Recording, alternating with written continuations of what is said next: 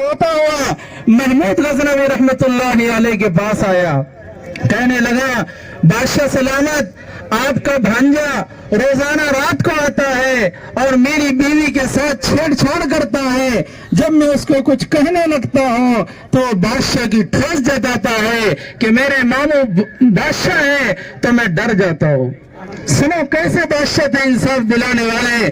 महमूद गजनवी ने फरमाया, मेरे भाई जब वो आ जाए मेरा भांजा तो मुझे बुलाने के लिए आना।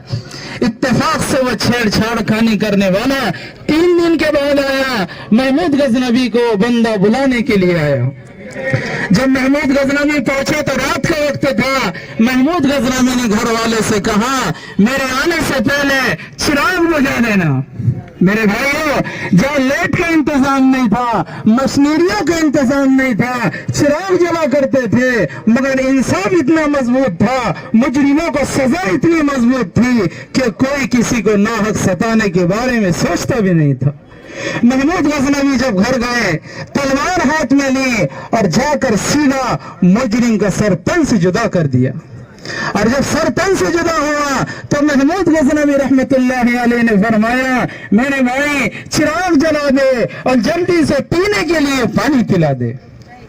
घर वाले ने पूछा, हजरत जब चिराग जलाया गया तो महमूद गजनवी ने फरमाया, अल्लाह का शुक्र है मेरा भांजा नहीं है, मेरे नाम पे तुमको धोखा दे रहा था। घर वालों ने पूछा, बात समझ में नहीं आई, आपने चिराग बुझाने को कहा और उसके बाद फौरन मुजरिम का सर तन से जुदा करने के बाद पीने के लिए पानी मांगा, क्या माजरा है? तो महमूद गजनवी ने फरमाया, मेरे भाई जिस दिन से तूने मुझे कहा है आपका भांजा मेरी बीवी को सताता है, अल्लाह की कसम 3 दिन से न मैंने खाना खाया है न 3 दिन से मैंने पानी पिया है। जब तक मुजरिम को सजा न दिला दो न मैं खाना खा सकता हूँ न पानी पी सकता हूँ। ऐसे इंसाफ पसंद बादशाह थे कि 3 दिन के बाद उन्होंने मुजरिम को सर तन से जुदा करने के बाद पानी पिया है। जहाँ लाइट का इंतजाम नहीं था और चिरागों का इंतजाम नहीं था, फरमाया मैंने चिराग इसलिए बुझाने लगा, वाकई में अगर मेरा भांजा हो तो मुझे मेरे भांजे पर रहम न आए, अंधेरे में मैं उसका सर तन से जुदा कर दिया जाऊं। आज हमारे देश में जहाँ मशीनरियों का इंतजाम है और कैमरों का इंतजाम है और सफेद सारे सामने हो और 10-10 बच्चे यतीम हो गए हो और इस देश में, इस मुल्क में और हमारे इलाके में मजलूमों को इंसाफ न मिलता हो, तो मेरे भाइयों हमारे अदाकारियों को और हम सबको शर्म से डूब से मर जाने की जरूरत है। तो यही ऐलान है हमारी बस्ती से, इस बस्ती का मैं जो है तो इमाम हो। और मेरे भाइयों सारी रात भर लोगों ने जो है तो ढूंढा है, 4 बजे जाकर पूरी बस्ती के लोग सोए हैं। ऐसा मालूम नहीं होता था, जिस जगह पानी में इनको डाला गया है वहां पर भी हमारी बस्ती के नौजवान पहुंचे हैं, न इनकी लाश मौजूद थी वहां, न ये मौजूद थे। तो कुछ ना कुछ इसके पीछे साजिश है और साजिश के तहत ये काम किया गया है। इसलिए हम ये ऐलान करते हैं, इन मजलूमों को, इन यतीम बच्चों को इंसाफ दिलाया जाए और मुजरिम का चेहरा तहकीक करके सामने लाया जाए। वाखिर दावाना अल्हम्दुलिल्लाहि रब्बिल आलमीन।